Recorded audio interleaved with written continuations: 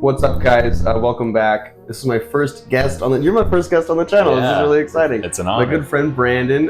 For those of you who came from LaFave Bros, he played Kyle Katarn in our Star Wars skit recently.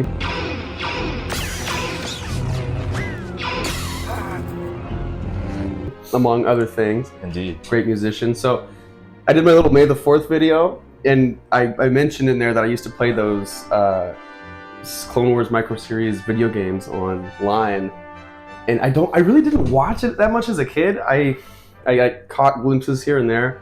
I remember playing the game a lot though for some reason. I just went straight to the game. Like yeah. There was a lot of things.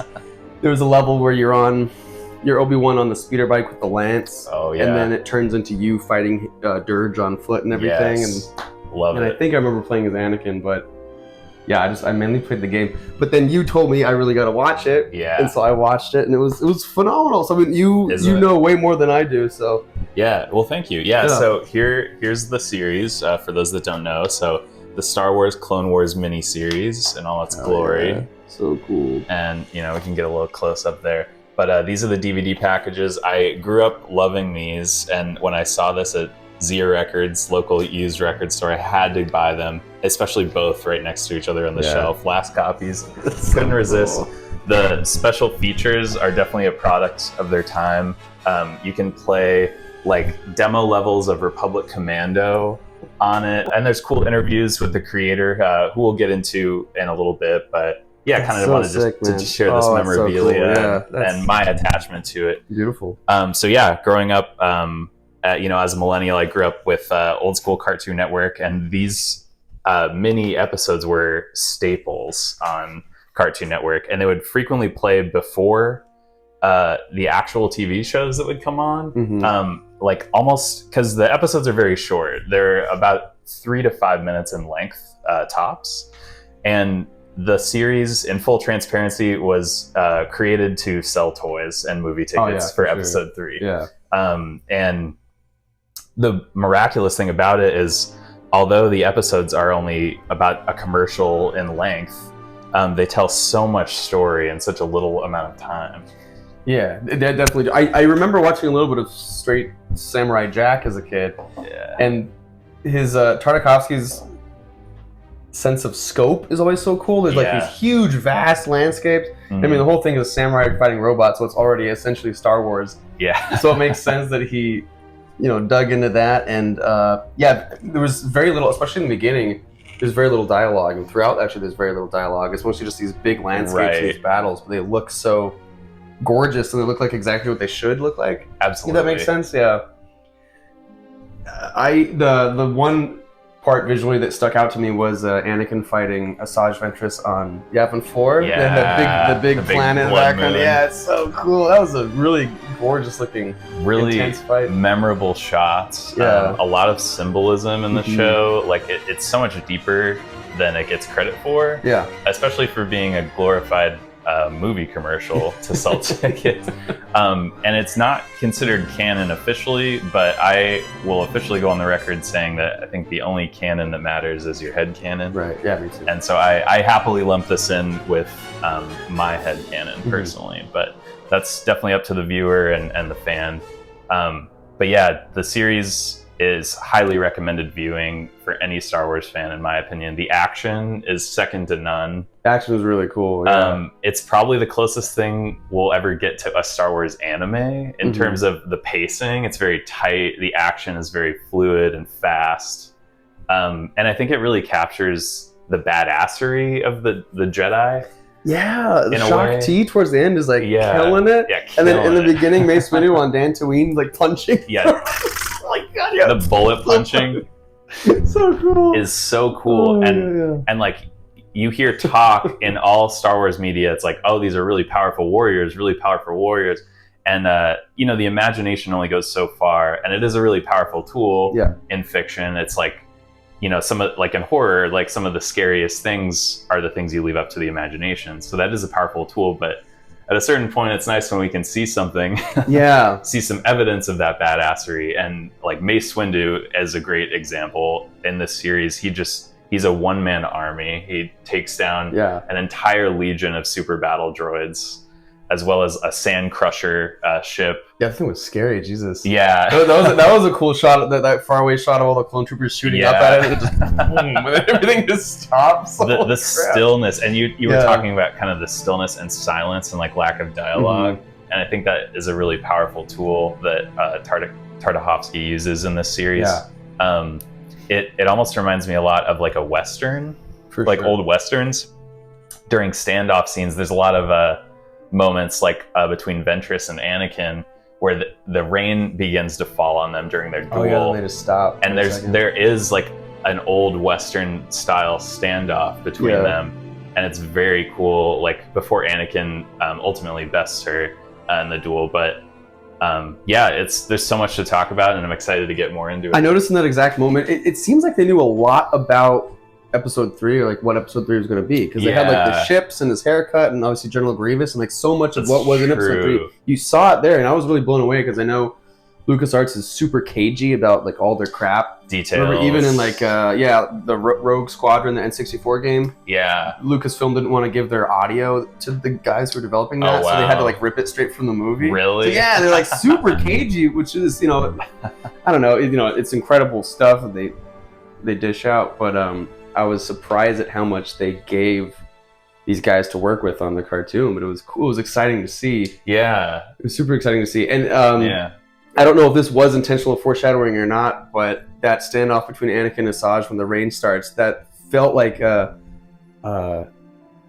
not an homage, but like it was a high ground moment, but it worked, right? Like he did the maneuver successfully. Totally. And so I don't know if that was supposed to, I like to think so. I think I don't know how much they knew about the movie. So. And that's true, and that's kind of what makes it fun, is like speculating what they knew and didn't know. George Lucas did ask them personally to do this, and he originally wanted the episodes to be 1 minute in length, and Tartakovsky came back and said, I need 3. Yeah. Because he wanted it to be very tightly paced and action oriented, and wanted that he felt the actions would speak louder than words. But thankfully he was able to secure that with George Lucas, because as it turns out, George Lucas's son was a big fan of Samurai Jack, so he had a little more leeway there. Yeah.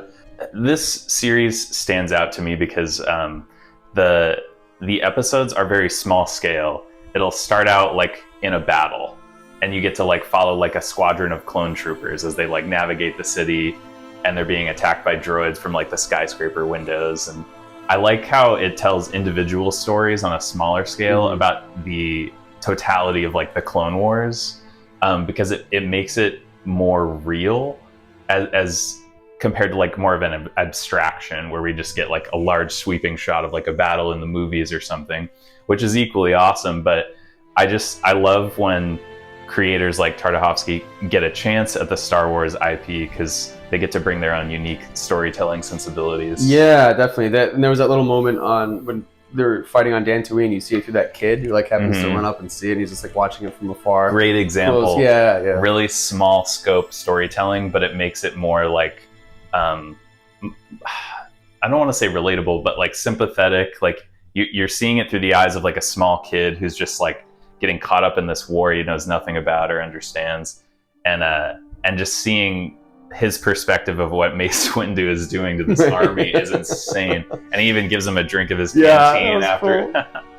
Cool. And then the entrance of Grievous was like something out of Aliens. That whole scene where they're like hiding in the junk, and then that one like Padawan just loses it, and he goes out there and crushes it. Fantastic. It's like hardcore. Yeah. I remember reading somewhere that they felt the character of General Grievous, they wanted to portray as scary as he sounded on paper, conceptually, because they went with more of a horror movie monster approach. Really, like, and like from his introduction in the miniseries, where he's just kind of this looming presence, and there's this quiet moment where the Separatist army is surrounded like a group of Jedi in the wreckage of their ship and asks them to surrender, and they refuse naturally. So you just hear General Grievous's footsteps slowly approaching the ship from the Jedi perspective. Yeah. And the Padawans and like all the other Jedi, the Masters included, are freaking out because they've never encountered a villain like this. And that's such a proper introduction to you know, a cybernetically enhanced villain for in the Star Wars universe, to me, where like if you just take his appearance from Episode 3 alone, although it's good and they do a good job with making him as scary as possible in his like 8 minutes of screen time, there's so much more like missed opportunity, I feel, that they could have added to the weight of his scariness in the movie. And this series like really highlights to me how, you know, terrifying he was as a Jedi killer. It's like a Jedi killer, you know, needs to be this like hulking, massive, nightmarish presence, and like this series captures that really well. Yeah, he was a frightening threat, and at the end, poor Shakti, like trying to hold him off and stuff. She was so cool. Oh my god! And then you don't see his forearms until the very end. I was waiting for that. I was like, at one point, I was like, oh, I wonder if they didn't come up with that until later. Or something. And finally, at the end, he reveals it. It's so cool. And how he duels with his feet too. He'll like switch his sabers to his like feet claws. Yeah. And like he just moves in ways that they can't predict. Yeah. And he bests like 3 or 4 Jedi at once. And then we find out. I usually don't care about these little incidental things, but this one was cool. How you find out why he has that cough because Mace like crushes his lungs at the end there. So great. Just a small detail. So seamless. Right at the end of the series, as General Grievous is making his escape, Mace Windu intervenes and uses like a force power to crush his like windpipe in his lungs, and that is this series like explanation of his iconic cough. From the movie, and that's great. That's another great example of Tartakovsky just peppering little details of lore like throughout the series. Yeah, it was neat. And then I remember, I think in a Dark Horse comic, Asajj nicks Anakin, and that's where he gets the eye scar. Yeah. And this one, I think it was just like in some random battle, like he comes back with the scar, and Padme's like, "Oh shit!" You know? Yeah, that's right. Yeah, but it was cool. And then he gets the long hair and everything. And that was Asajj's first entrance, right? Like we hadn't seen her at all before that. I don't think. Yeah, I think that was her first debut.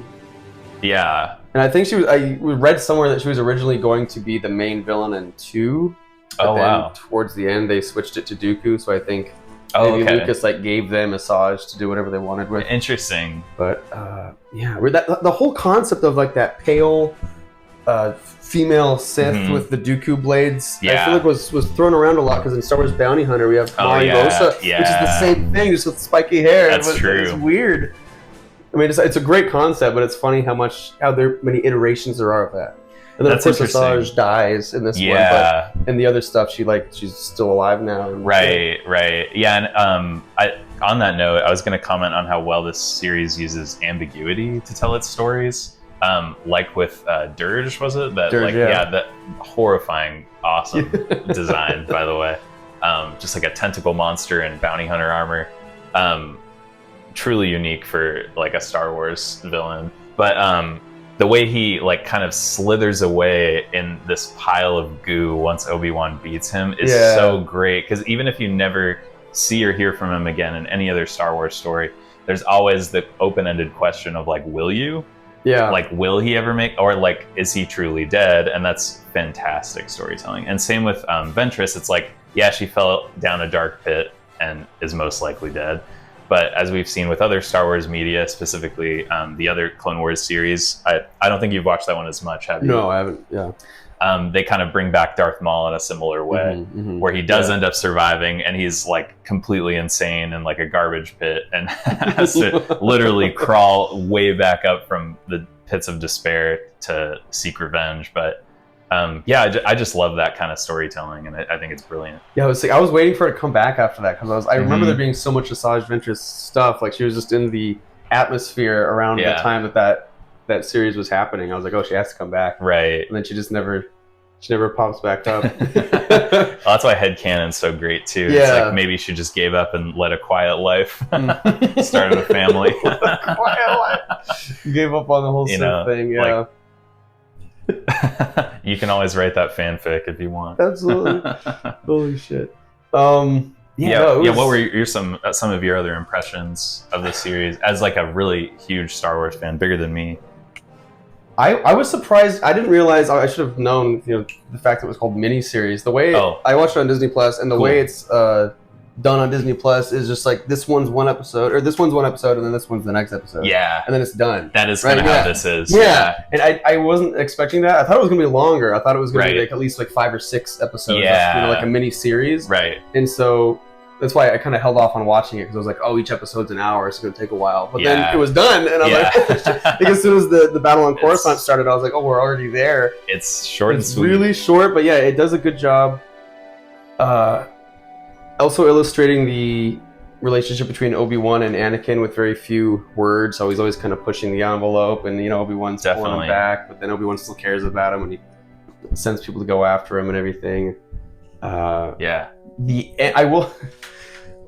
was high on death sticks when I was watching the last bit of it, so I need you to explain to me what was going on. They go to that ice planet with the prophecy about the armless guy. What I got was like the Separatists were almost trying to forcefully make the prophecy happen, because they're like taking all those men and like lobbing their arms off. Was that what was happening? Or I was like rewatching that and getting chills. By the way, it's like a really, really great sequence. Cool part. Yeah, it's very horrifying and cool in a way that Star Wars like rarely embraces. Like it has its own way of implying like horrible themes and like things that like there is no low the Sith won't stoop to accomplish their goals. But I did have to look into that a little further, because the series doesn't do the best. It's so short and sweet.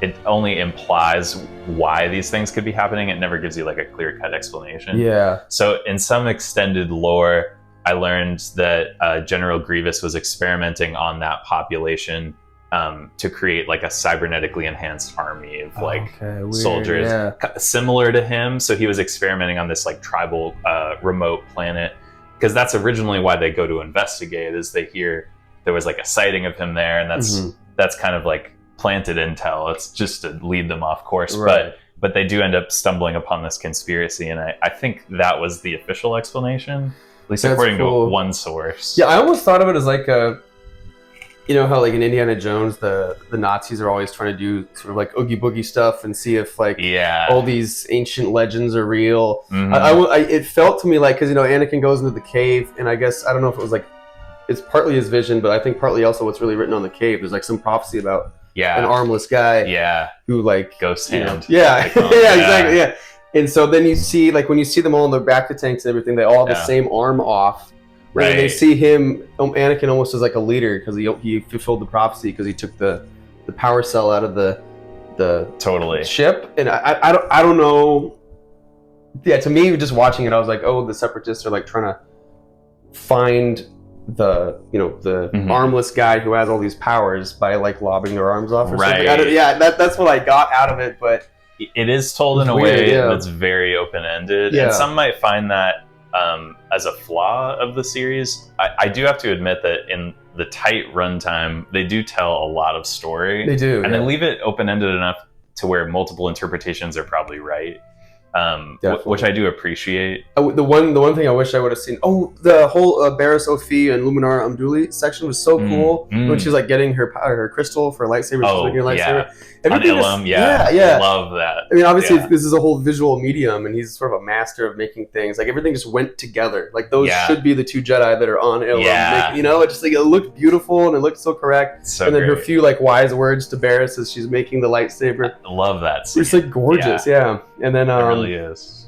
The one thing I wish I saw more of though was Kit Fisto underwater. Yeah, it was like that brief sequence of him like it was fighting underwater. It's so cool. Yeah, and that's something the main Star Wars media doesn't ever explore. Really, is like lightsabers underwater and how that would interact. And so that's it's never explained if he has like a special kind of crystal that enables that, but you'd think it would like boil all the water around it constantly. But it's cool when you see a Jedi fighting. Which is because later on, when the rain hits on Yavin 4, their lightsabers are like smoking. That was so cool, man. What a cool little great details.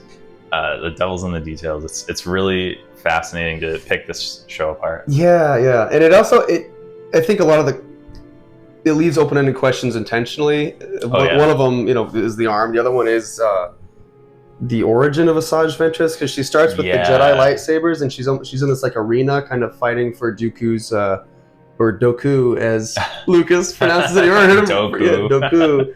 Doku. She's like fighting for Doku's favor in that arena, and she's knocking all those guys down. But yeah, she has like those Jedi lightsabers. Yeah. So I guess it's insinuated that she's either she was a Jedi or she took them from a Jedi. Right. I don't know. Yeah. Yeah, I liked that too. It's a really small detail, but yeah, she shows up in this arena with a green and blue lightsaber. Yeah. And she's obviously vying for a Sith Lord's attention. So clearly, if she was a Jedi at one point, she's fallen very far to the dark side. So that another great example of like, what does this mean by just these different lightsaber colors than you're expecting? Yeah, it was interesting. And I love the first planet, that like ancient Greek, I think it was the Banking Clan's planet. Oh yeah. Where everything is like, columns. That was so cool. You just don't see stuff like that. The imagination of some of these planets were so different, like correctly different, and like that is what the Banking Clan planet should look like. Yeah. It was, the planetary cool, details. Man, Totally. And then the clone troopers were so cool. There was like that red lieutenant or captain that was like under Obi-Wan. Right. And there's one shot where he's like annihilating all these droids. He's like dual wielding, and he's oh my god, that was so cool. So that was one of my favorite action shots. Was him just like holding up all these droids. Yeah, he's like, we're under attack, we're losing troops, and then so awesome. It's like a camera feed filming him. Yeah. And the super battle droids are just swarming their location, and he's fighting them off by himself. Cool. God, that was a cool moment. And then of course Mace Windu punching the head of that droid ship, and then like using it as reins. The wires are like reins, and he's steering it. Oh my god, I love it. Yeah, like you're totally right. The combat they thought of was so cool. Then even Anakin really going into like when he's flying in the ship and he goes in to blow it up from the inside like he did before, but he kind of like he does it like he's done it a million times. Yeah, it's like it's so cool. Wow. Yeah, it was. The action set pieces, the direction of the action are great. Yeah, it's just extremely memorable. One of my favorite moments, especially Mace Windu moments in the show, is when he's fighting in the desert, the super battle droid army, and he loses his lightsaber from the Sand Crusher's attack. It sends a giant sandstorm towards everyone, blows away the army. It's just Mace Windu. His robe is in tatters. Like I said, he got separated from his saber, so he has to fight in hand-to-hand combat, and he does it flawlessly and just with ease. And there's one moment where he uses the Force to take every screw holding the droid together apart, and it briefly floats above the droid before it falls to the floor. And then he uses the screws to pierce like 100 other droids, like a wave of bullets. So sick. I don't know how you think of that. The combat was so imaginative. It really was. Oh man, really creative. It's not just like Dragon Ball Z style, like punching and kicking and like teleporting around, which is cool in its own way, but like they add so much more like creativity on top of it. They really do, yeah. It's like Mace Windu is not just powerful, he's like clever with how he's taking these droids down, which is great. It makes him as badass as he's portrayed in everything else. Exactly. And the screws, like a lot of what he's doing is brute force, but then the screws obviously insinuates like a whole lot of focus and calculation. Yeah, so it's like he's this well-rounded warrior just from watching him take in a few battle droids. And then Anakin's knighthood ceremony was really cool. Oh yeah, Yoda flicks the braid off him. Yeah, that was so cool. Yeah, I love that.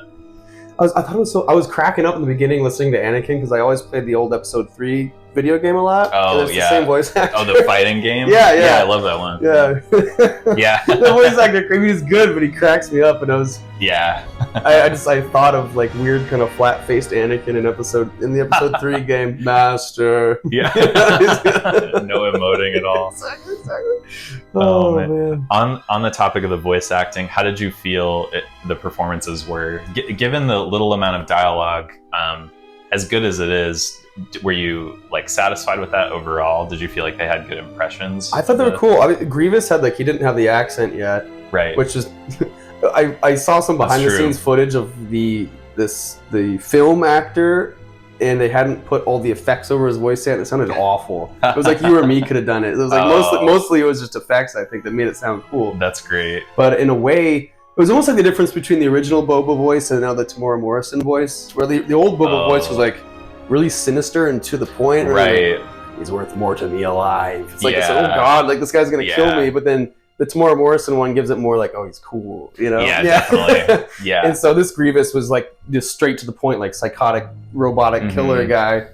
Whereas, you know, giving him that Russian accent or whatever the heck he's supposed to have is, I mean, it's cool, but it gives him more of a mystical appearance. So absolutely, his different voice here just felt more like straight up evil in a way, which is cool. Absolutely. Obi-Wan voice was great. I don't know. I feel like I've heard it before.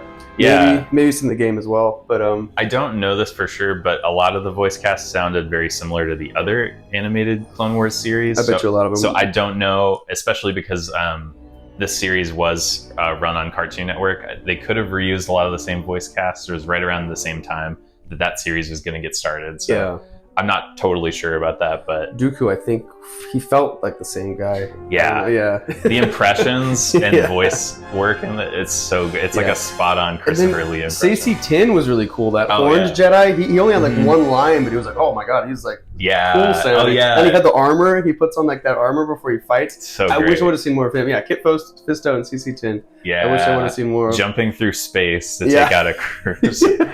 Crazy. Even the smallest like Jedi, who are normally relegated to just background characters, are given like moments to shine in this show. Yeah, and it was all like, you know, a lot of expanded, you know, not expanded universe, but just anything outside the films. They always get judged for being too high octane, you know. But this one was like thoughtful and imaginative. I thought so too. I think there's stuff. I remember like reading the Jedi Academy books. I love them, but you know, Kip Duran has the Sun Crusher, and he pilots it like into a sun to destroy it, and then he like force flies. Like there's a bunch of absurd, like that's just stupid. But this stuff was it was thoughtful, and it kind of fleshed out the character. Tartakovsky is really great at giving you a sense of character just in their actions and their movements. Absolutely. Yeah. So that was cool. He says so much with a few lines of dialogue and like a passing glance. There's a lot of moments between Anakin and Obi-Wan that he uses really well in such a tight runtime, where it might be like a 5 to 10 second exchange, but you get so much of both of their characters in that little exchange that it tells enough story for the entire episode.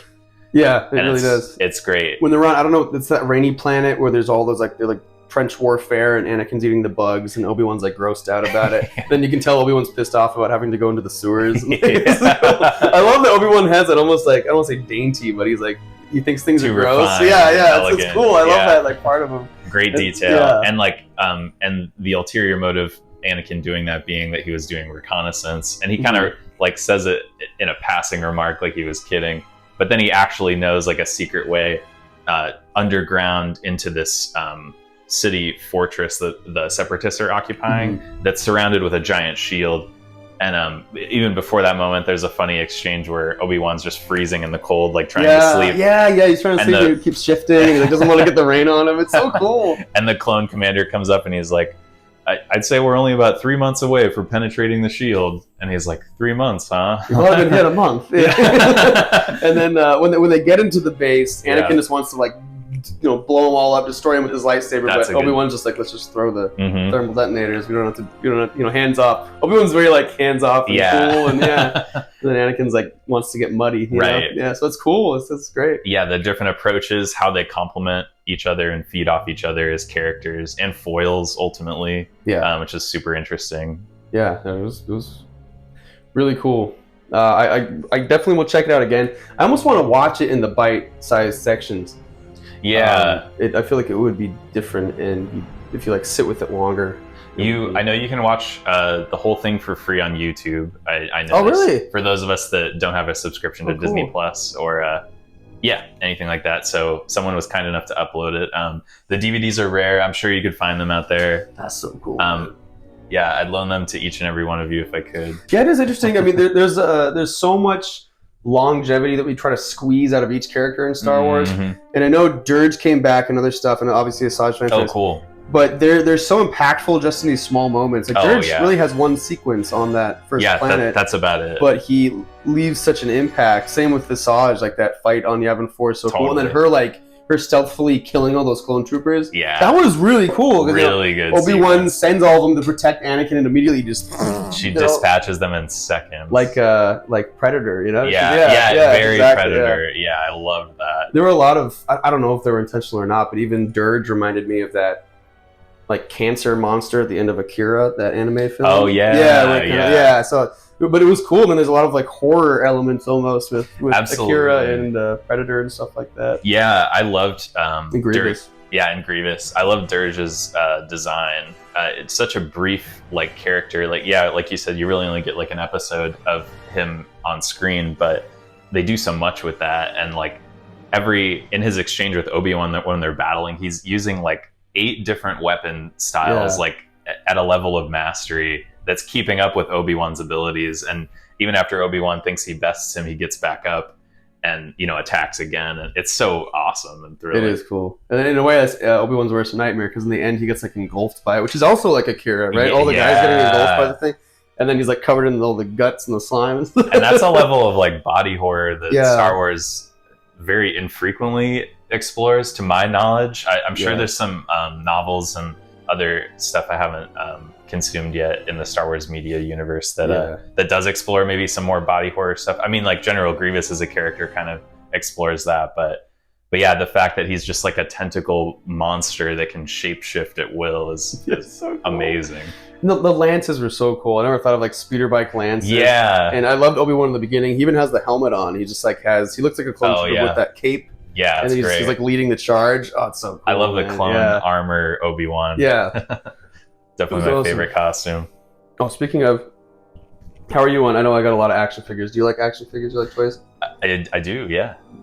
I do like them, yeah. I have something for you. Oh, wow. This is a gift. Clone Wars Mace Windu. Yeah. Wow.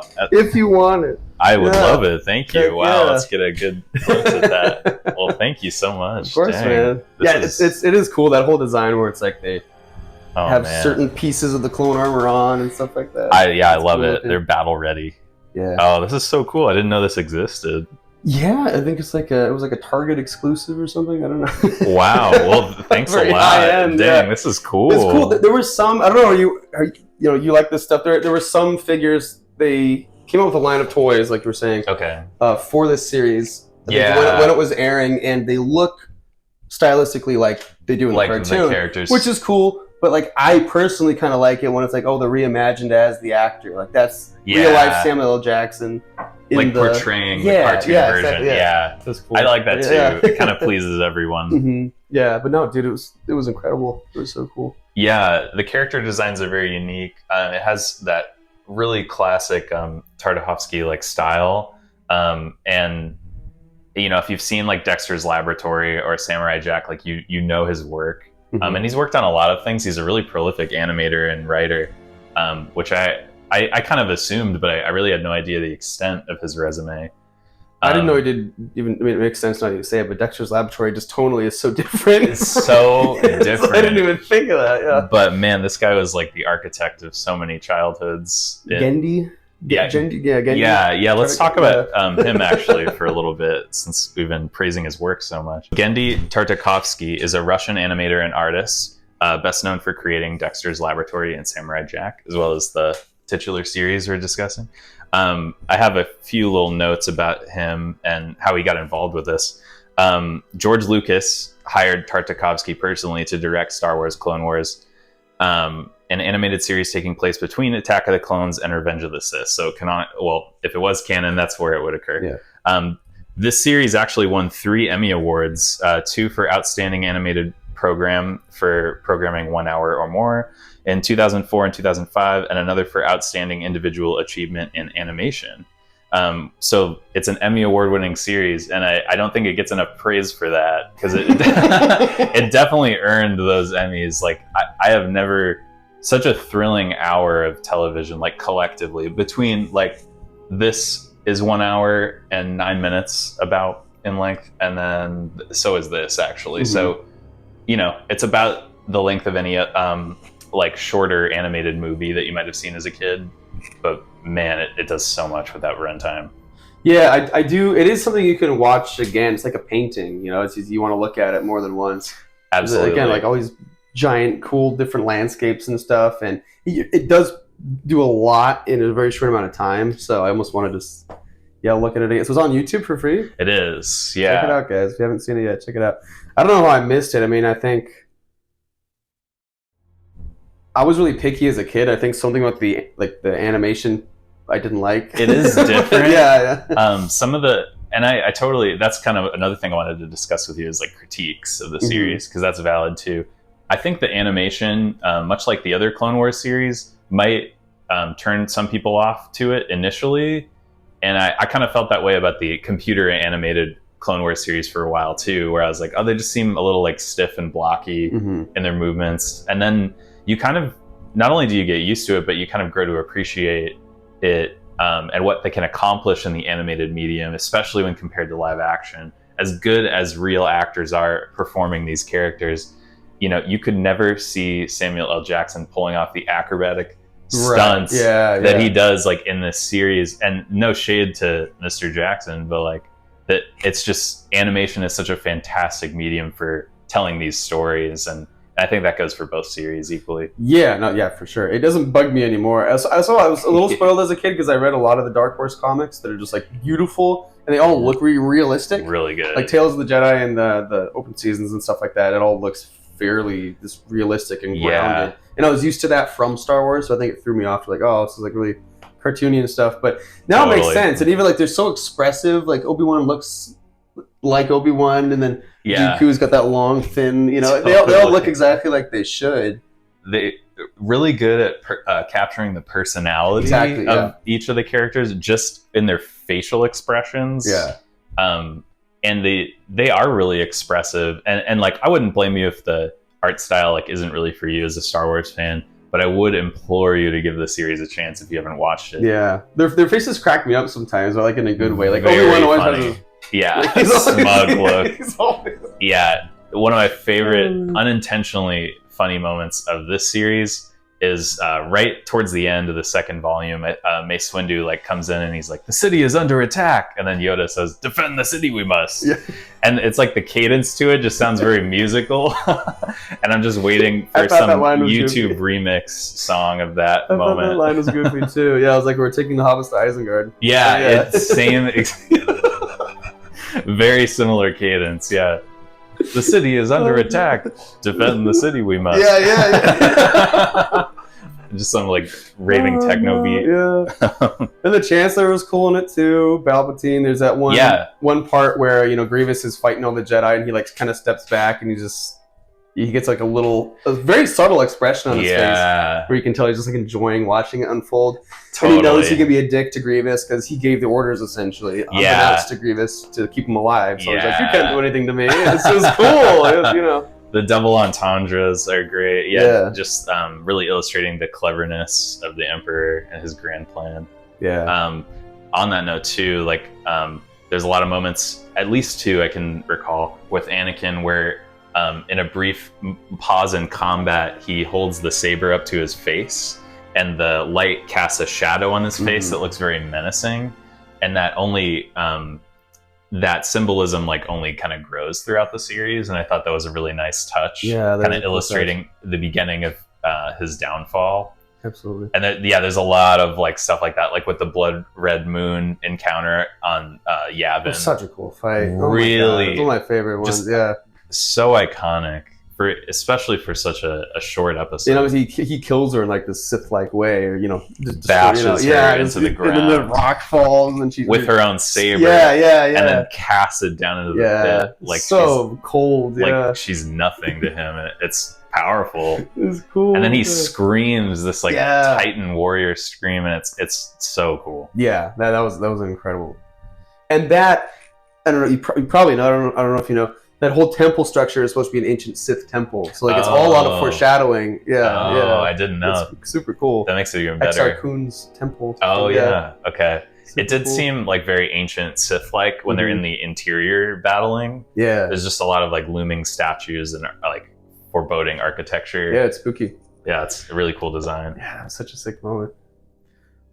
Go ahead. I'm always thinking, I have this absurd amount of action figures. I'm always thinking of like different action figures to get. I would love from that series one of Anakin in that like tribal paint with his shirt off, and he's got the gold arm. Totally. That was so cool, man. I love the blue paint they put on him. Yeah, it's sick. It was cool. I really like that episode a lot. I like how they encounter this remote tribe on like a very snow-covered planet, and Obi-Wan like asks Anakin to be patient and like go along with their rituals, because they end up killing this beast that, according to Obi-Wan in his rough translations of what they're saying, because they're speaking in a different language, he says that we interrupted their warrior ritual, and then they come to find out that a lot of their warriors have gone missing, and that they're kind of asking him to not only go through the trial himself, but also to try to figure out in the process like what happened to their missing warriors. Yeah. And that's when they stumble upon the secret lab that Grievous set up there to like genetically enhance and experiment on the population. But yeah, that cave painting sequence is really masterful. Yeah, and haunting too. It like, we're all like well aware of Anakin's story and kind of how it plays out. It depicts his story really, which is like, again, I don't know the whole exact purpose around or the intention behind everything going on in that sequence, but it definitely felt like maybe this, for some reason, this, you know, distant sort of primal planet somehow predicted this prophecy, which is Anakin, but predicted the dark part too, which is cool. Really mysterious. And obviously that was probably irrelevant to him, and he wasn't thinking about it. He was just trying to do his mission or whatever. But it was a really cool tidbit, But the parallels it draws with his own story, and like how it almost the way it's presented as like a cautionary tale to like young warriors. It's like, be careful as you gain power because it could corrupt you. Yeah, and you know, it kind of illustrates that through losing a hand and being given a ghost hand or a robotic hand. And in the cave painting sequence, as it goes on, like the hand gets bigger and smashes like bigger everything and more powerful monsters until eventually it consumes everything around the person wielding it. And that's such a good illustration of his story. Yeah, that was the whole the cave carving being animated thing was cool, but they kept it in the style. That whole bit was cool, and the race on that planet was also, everything's drawn so expressively. Like the women and the children are like so cute, and like the women are so feminine, and then you see the guys and like these super manly giant, like everything is so extreme. But that's good, like visual storytelling, and that's what he's good at. The other really tender moment that I thought was great between Obi-Wan and Anakin was when I forget what Obi-Wan's saying to him, but Anakin snaps and is like, you know, you're not as good as Qui-Gon. I miss Qui-Gon's wisdom, and then like, you know, there is, I know they're cartoon characters, but there is like, again, a subtle expression on Obi-Wan's face where he's like, it's like, you know, he's sensitive and he's sort of shocked, and then you think he's gonna ream him out, but he's like, I miss him too. That was like a beautiful really exchange. And he's not mentioned at all in episode 2, and then only finally at the end of episode 3. So it was nice to get a little more like, oh man, you know, I miss Qui-Gon. And it feels more thematically appropriate that they would talk about him, especially immediately after his death in episode 1. Yeah. Because obviously this is something that's still a very fresh wound to Obi-Wan and Anakin.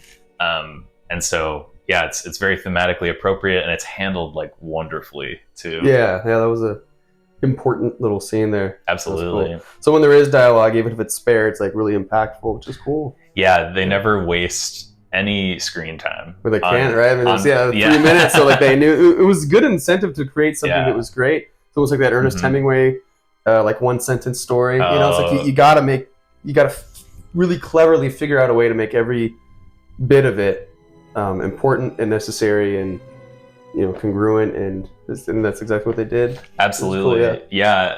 And kind of going along with that, like and back to the small scale storytelling point I had earlier. There are a lot of moments where it'll show the conflict of the war, but from the eyes of like the victims, and it might be really brief. It might only be like 2 or 3 seconds, but there's one shot where there's these like blue kind of elephant-looking aliens, and the separatists are like invading their planet, and it shows the reflection of the separatist soldiers in the eyes of like the victims as they were like walking by. That's cool. And like, they're saying so much with so little in that moment, and that's really great. And I don't know, I can't immediately recall, but I don't know if the movies like really captured like that part aspect of the war. They only have so much screen time, Right. and they have a lot of story to tell, so it's understandable. But again, that's why like animation is such a uniquely suited medium for this type of storytelling. That's true. I think the movies fell flat a little bit on that, and you didn't see the horrors of the Clone Wars itself, really, because all the battles in the films were on these planets that were just sort of isolated battlegrounds. Yeah. Even during Order 66, I mean, it was sad to see the Jedi getting killed, but there was, you saw in the landscape that there's no more citizens or anything. Yeah, it's just everything is just soldiers. Right. That's why I really liked that one level in The Force Unleashed where you go to Kashyyyk to free Wookiees. Oh yeah. That are like being like bound and tortured and stuff. That was cool. Like you don't see the Empire like being evil a lot of the time, but when you do, it's like it makes it all make sense. It sort of reminds you, like, oh yeah, that's why they're the bad guys. You know? Right. It's like the old maxim of show don't tell. It's like, you know, you could tell someone the Empire is evil till you're blue in the face, but like you could show them much faster by like demonstrating their cruelty. Exactly. Yeah. And yeah, that's a super good example. That's definitely something I'll have to replay. Heck yeah, that was a good one. To end on, is there anything you're reading or watching right now in the Star Wars realm? I think this was something I was like recently getting back into, just kind of exploring the Clone Wars era. And I wanted to rewatch this, and I'm so glad you had me on just to discuss it. Man, yeah. As far as other stuff, I'm kind of getting into the Legends series of Star Wars novels. There's one I really want to read right now called Labyrinth of Evil. That's about General Grievous's origins. Okay, cool. Yeah, you're a big General Grievous guy. Yeah. And I really like him as a character and exploring the like tragic side of him and how exploited he was as a character by the Sith to achieve their own ends. And also, before we wrap, like they use Ventress really well to that end in this miniseries, where Dooku makes no attempt to hide the fact that he's using Ventress to make Anakin stronger. And they illustrate that in 1 to 2 sentences. Which makes her like a tragic character in a way. I mean, obviously she's corrupt and evil, but they do straight up use her, and then they make no attempt to reclaim her when it's just like disposable. Disposable. They cast her aside as soon as she's achieved her purpose. And that's kind of what supposedly this book, I want to read it more before talking about it too much, but supposedly it explores kind of the tragedy of Grievous as a character before the cybernetic enhancements, before his encounters with the Sith, as like a warlord on like an outer rim world. And then I guess the book also kind of talks about how like Republic sanctions like kind of decimate their economy and livelihood on the planet, and he ends up like losing his entire family, and so he's like in the perfect position to be exploited because of his revenge and bloodlust towards the Republic and the Jedi. So in like a roundabout way, the book kind of talks about how initially he's a little bit justified in his hatred of them for how their indirect actions like destroyed his life, but obviously he took it way too far in his pursuit for revenge and bloodlust, and that ultimately is his demise because he doesn't know when to stop, and he also is thoroughly exploited by the Empire. That's cool. I'll have to read more. I don't know a ton about him, and I couldn't even tell you what he like looked like before the robot stuff. I think I read somewhere that originally, at least it was Lucas's idea to have him be Maul. I did. Makes sense. That's interesting. But I had some other interesting lore about him before on the subject. He's cool though. It's super unique character in a franchise of very unique characters, like all around. So when you have a standout character like that, I think it's worth exploring as deeply as you can.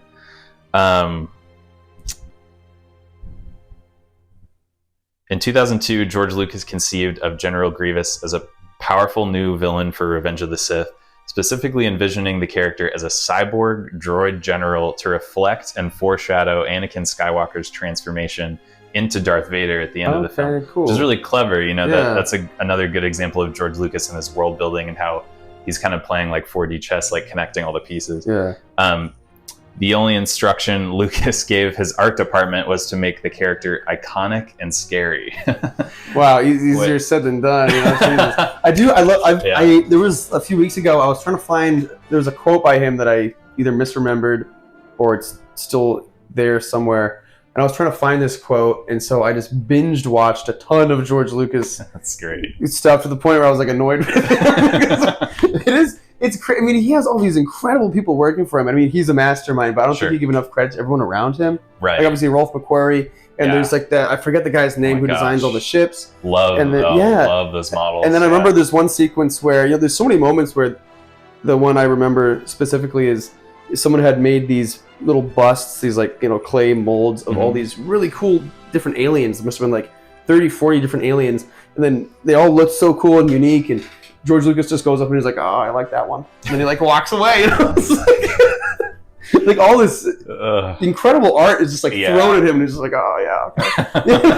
It's like an afterthought. Exactly. In his day. It's like that's when I was kind of like, "Oh man," I know he's spoiled. I mean, he should be, but he was definitely spoiled by all the incredible talent that was around him. He absolutely is. Yeah, it takes a village, and that's such a good illustration of that. Iconic and scary. Right. Right, I mean, go make a scary character. A few other notes on that. So 2 weeks after Lucas's instruction to design General Grievous, a sketch made by concept artist Warren Fu was chosen and developed by Lucas for the character's finalized appearance. Fu took inspiration from the top view of a spray bottle for the design of Grievous's face. Wow. I would like to know more about that. Because that sounds like it was something sitting on his desk at 3 a.m. Yeah. And he was just a little bit delirious and kind of looked at it and he's like, you know what? I could sketch that. And then, he was like out of ideas, and that was like one of the final ideas. So many of the coolest sketches are from like random inanimate objects like that. Like I just saw a month or so ago that IG-88's head was actually like a cup from the cantina. Oh, really? Oh, like they actually repurposed it. Yeah, like it was the same exact model. They just like repainted it, and gosh, it was like, here's a scary droid now. It used to be a cup. It's crazy. It takes so much. Like I think I'm imaginative, and then I see what these guys do. Like, how do you take a spray bottle or a cup, and they're like, "Oh, this is scary now." Yeah, it's crazy. Just an almost objectively bad idea, and making it a good idea. Exactly. Yeah. But really, only like a really creative and talented person could do that. Yeah. And the final thing I'll say about this is Lucas selected the voice actor for the role of General Grievous. And since Lucas had bronchitis at the time, he instructed, his name was Wood, I should have wrote down his first name, to give Grievous an asthmatic cough. This was intended to emphasize the character's organic nature, as well as the flawed cyborg prosthetics of the Star Wars prequel trilogy, which is interesting. That's interesting. Yeah, that's always what I thought it had to have been, because he's just like, he's got like his organs floating around, but then he's also like this robot thing, so... Yeah. So that was sort of the origin in Lucas's mind, and I guess some of the audio effects for the cough were recorded by Lucas himself while he had bronchitis. That's hilarious. Oh my god. So anytime he coughs in the movie, it's actually George Lucas's bronchitis vocals in the mic. That's so funny. Oh my god. Absurd. But it's very special. Yeah, the audio itself is such a incredible. And all the little stuff, like I saw a TV spot on it for episode 1. Yeah. They took like a blender motor and just like rubbed it against a metal bowl for like, I think one of the engines of a pod racer. And then of course the blasters, where someone took like a downed like metal wire, like a telephone pole or wire, and he's like hit a screw against it, and like that was like the blaster noise. I love that. Yeah, it's all this iconic noises. Yeah, like how do you think, and what kind of like, how do you get hired to like just hit stuff against each other and so it sounds cool? Like what's the title of that job? I know, yeah. It's so cool, but what a great job. Yeah. I did see a documentary, I think they're called Foley artists, Foley, I think. Oh, yeah. And they have, I've seen documentaries of different artists that have worked on a lot of movies, and they have literally like an enormous warehouse just full of objects. And the way they think is fascinating, because they'll be tasked with like making a blaster noise, and they'll have like 6,000 ideas of how they could achieve it. So they'll like walk through the warehouse, pick out like some random trash and like, you know, clobber it together until they get what they want. And it's exactly what they do. Fascinating job. So cool. I would love to be a fly on the Sounds wall. like a lot of fun. Yeah, I'd love to just do stuff like that. I can't. And then how do you even, because the other insanely creative part is sort of reimagining it as what it's supposed to be. Like we hear dumb stuff all throughout our day, but like that's, you know, like a blender against a bowl is just what it is, and it's not exciting. But how do you reimagine that? It's like, oh, this sounds like a starship. You know, it's crazy to me to be able to. I don't know. It takes a whole other mindset. It is like unconventional ideas leading to really conventionally cool concepts. Yeah, it's sick. I think that's a really inspiring thing artistically. It's like, definitely, if the conventional isn't working for you, try something weird. Exactly. It might just work. Exactly, dude. I've been thinking about just messing with. I love, you know, even our little stupid skit we did was so much fun. I had so much fun creating that, and I'd love to do another skit just to have an excuse to make the sounds. You know. Yeah, I'm sure that was a fun process. It was great. It was so much fun. I'd love to do it again. And then the Star Wars stuff I've been reading lately is the Knights of the Old Republic comic. Nice. And I think if you haven't read them, you should check them out. I would love to. The inciting incident is really cool. Wow. It's this sort of bummy Jedi who's a Padawan on Terrace, and he's not very good, and he knows he's sort of like the jokester of the group of Jedi, and he's been trying to track down this one. You know, they all do their own little, almost like Jedi Academy type missions where they get sent to do. He's tracking down some criminal. He's just like some drug dealer, sort of lowbrow criminal, but he keeps failing, and the criminal keeps getting away. Yeah. And he's like, he's all bummed out about it, and he keeps failing. But the Padawan advancement ceremony is coming up, and he's still out there trying to get this criminal because he's afraid if he thinks that he won't advance if he doesn't catch someone. So he ends up kind of catching this criminal last minute. He has him like in binds on a speeder bike or something, and he ends up being late to the ceremony, and he runs into the ceremony, and all the Padawans have been killed by the council, and then he's like, oh crap, and he runs away, and the council goes after him, and then he's forced to sort of run away with the culprit, that drug dealer he was trying to take in, because he was on his speeder bike. That's great. So now they're like forced together, this cool duo. And they're like running from the law together, and they meet some other people along the way, and it's really cool. I love that. You should check it out. Yeah, I would love to. I've had a lot of fun reading it. I'm definitely a huge fan of the Old Republic storylines. Like, it's cool. Specifically the video games, the Knights of the Old Republic games. The characters from the games make appearances later on. I didn't even see. I wasn't even thinking. I was so invested in the story at hand, and then someone popped in. And I'm like, oh man! I would fanboy so hard. It's super cool. You should check it out. I definitely will. You get to see a lot of cool Mandalorians, Mandalore the Ultimates in it, and all this stuff. Oh, that's great. Yeah, it's sick. I think you'd love it. Sounds right up my alley. Yeah.